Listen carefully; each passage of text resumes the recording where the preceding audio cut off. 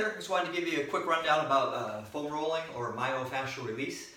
What we're trying to do is get the muscles to get back to their normal preferred long orientation. With a lot of exercise and micro trauma, they tend to get a little bit knotted up and the muscle actually shortens, and that can cause tension.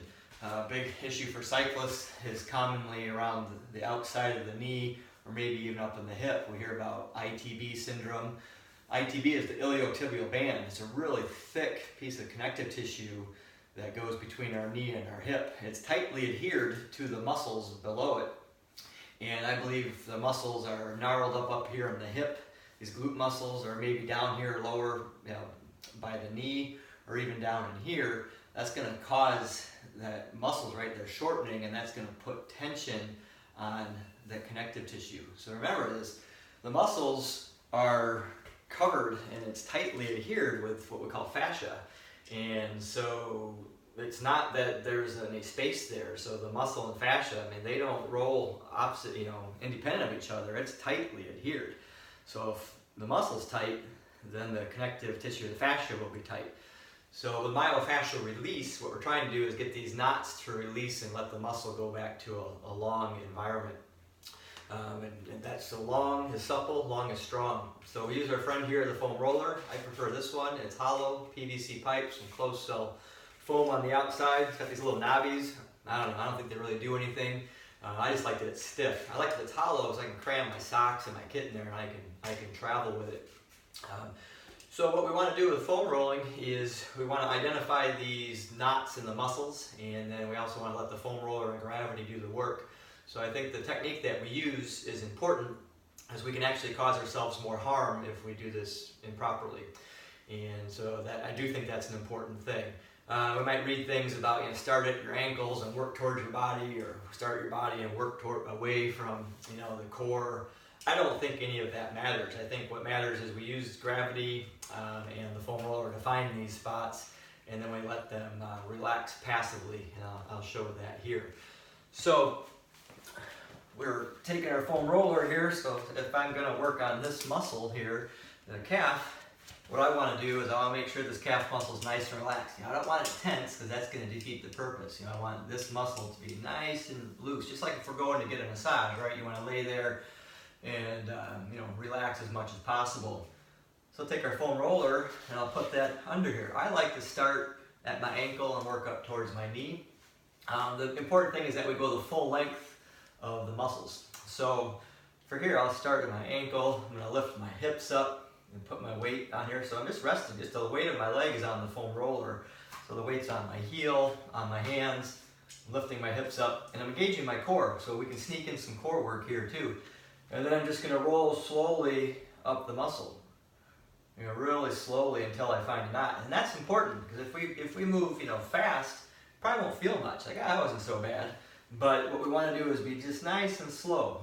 And so I'm going to roll my way along here. And what I'm looking for is when I find there's a little bit of discomfort. And I can feel some right there. So what I'm feeling is, it's not sharp pain. It's just kind of a dull ache. Like, oh, okay, it's kind of doesn't feel good, but it feels good. Like someone comes up and rubs your shoulders. You're like, oh man, that feels good, but it kind of hurts a little bit.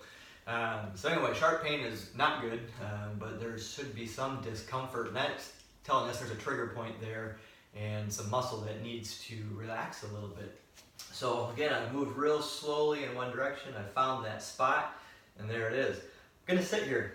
I'm going to sit here for 30 seconds. So it's passive. I'm letting gravity and my body weight and the foam roller do the work. And what I'm looking for is about a 50% decrease in the discomfort.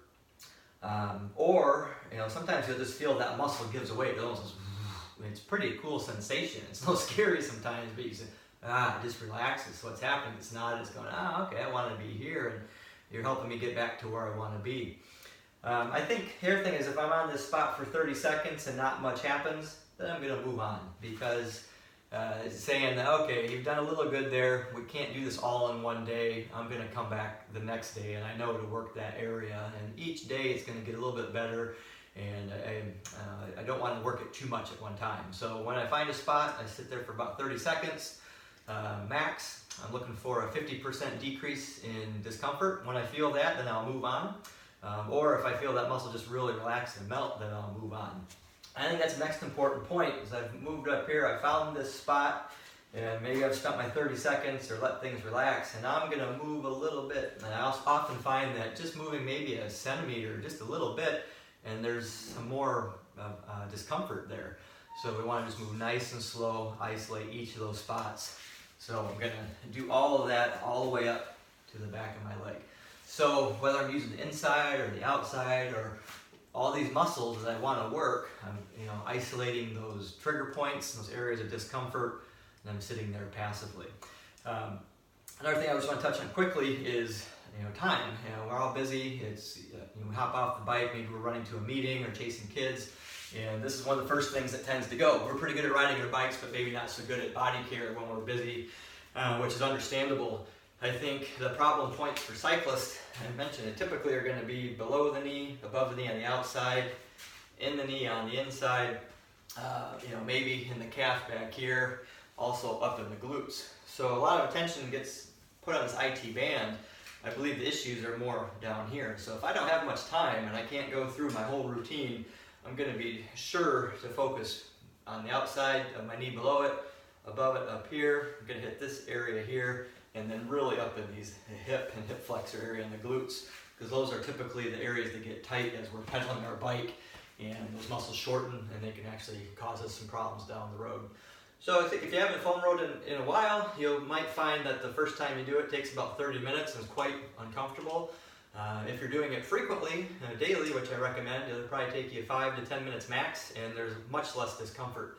So on a time front and a discomfort front and an overall health and injury prevention front, it's really good to do this every day. I hope that helps.